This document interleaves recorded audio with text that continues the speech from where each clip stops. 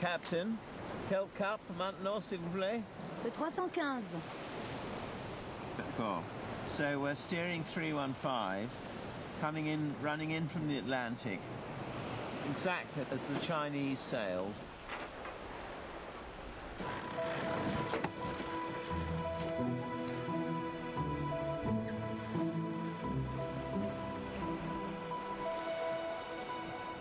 Menzies believes this map, drawn in 1424, is a breakthrough for his theory.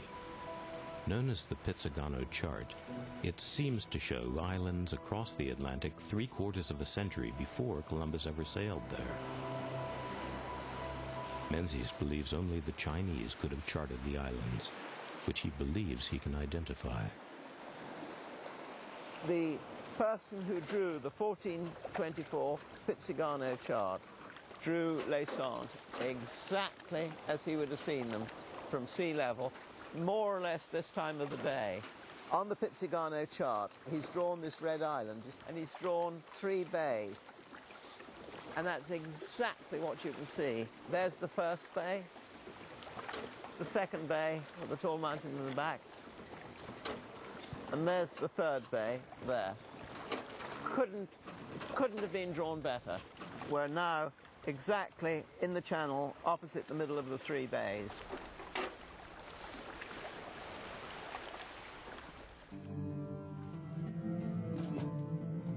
The original map was drawn by Zwayne Pizzigano, who belonged to a family of famous mapmakers. Today it's kept in the James Ford Bell Library in Minnesota. Its former curator is Carol Ernest. Of latitude.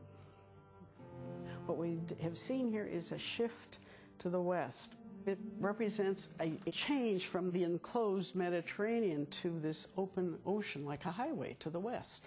And we see for the first time the island of Antillia and some of these other islands. This is 1424, a long time ago.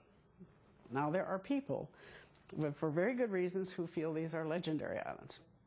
However, I believe the islands are real. Now Gavin has come up with a new theory about this. He was working from the names, he was working from the shape of the island, and I think he's got a very good case. Menzies has studied the words on the old chart. 2 of them, Khan and Umana, seem to indicate a volcano and an eruption.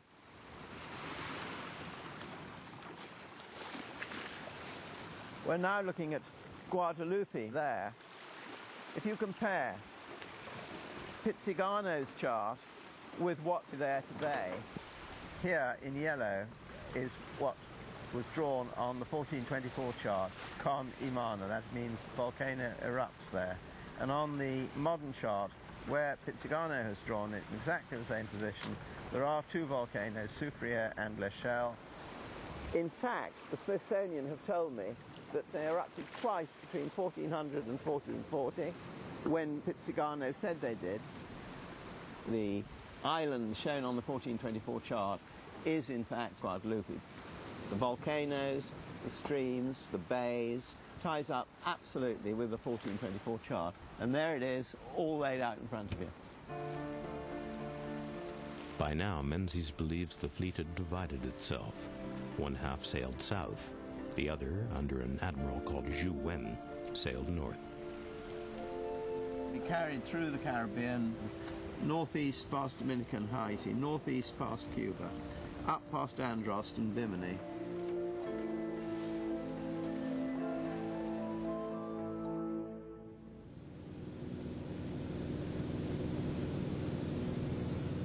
Following Admiral Zhu Wen's presumed course, Menzies flies north to the island of Bimini.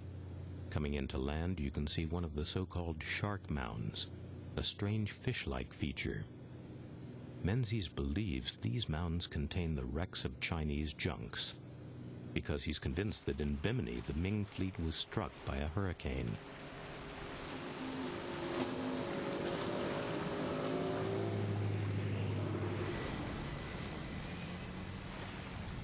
We too were caught in the middle of a tropical storm as we approached the reef.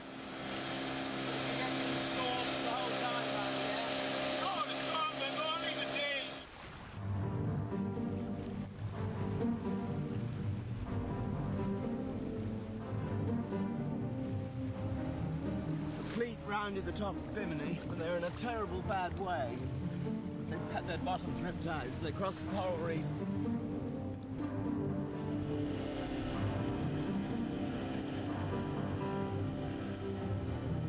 Seven of the great junks were deposited on what was then a sandbank.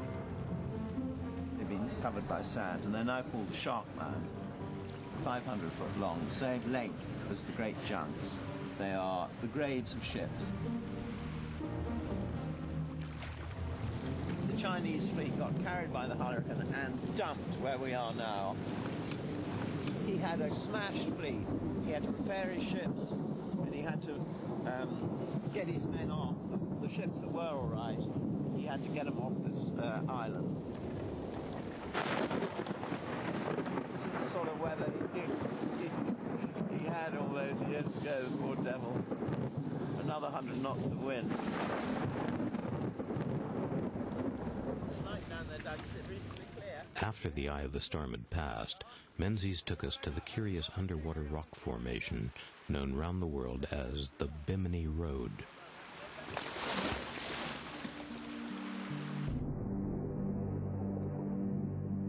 Menzies believes this is a slipway, built by the Chinese to refit the fleet and repair the damage caused by the hurricane. They used the beach rock and the ship's ballast to construct a slipway between here and the shore. When they got really close in, they ran out of beach rock, so they used the hull stones from the hull for the last 250 yards. And basically, this whole road is about 1,200 feet long. It's a giant slipway for hauling these junks ashore. We swim down, we can see the stones stretching away to the land, exactly as one would expect a slipway to look. Some very sophisticated civilization built the roads before Europeans arrived. I say it's the Chinese.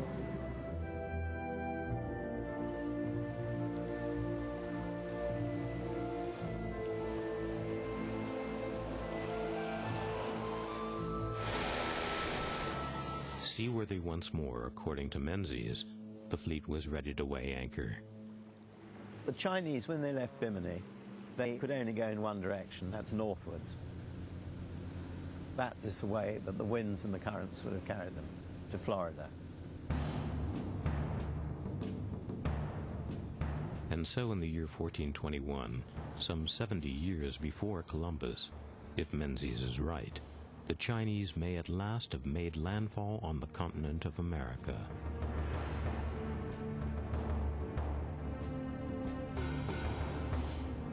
He cites as evidence a research paper co-authored by 11 geneticists, one of whom was Gabriel Novick's. The paper says that Native American DNA is closer to Chinese than European or African DNA, and that this genetic mixing could have happened 10 or 12,000 years ago, when people migrated across the Bering Straits, which is a fairly recent occurrence in DNA terms. Now, this is Professor Novick's research. The close similarity between the Chinese and the Native Americans suggests recent gene flow formation. All of the places where Chinese DNA has been found by Novick, European explorers found Chinese people. Giovanni da Verrazzano, the first European to reach what is now New York, he says he met Chinese people. Simple as that. In some ways, they are alike to the people of the East, and especially to them of the outermost parts of China. Everywhere that Professor Novick says that Indian peoples of the Americas have similar DNA to the Chinese is where I say in my book that the Chinese settled. 100% of the places I say they settled, we've got DNA evidence. Just unnerving.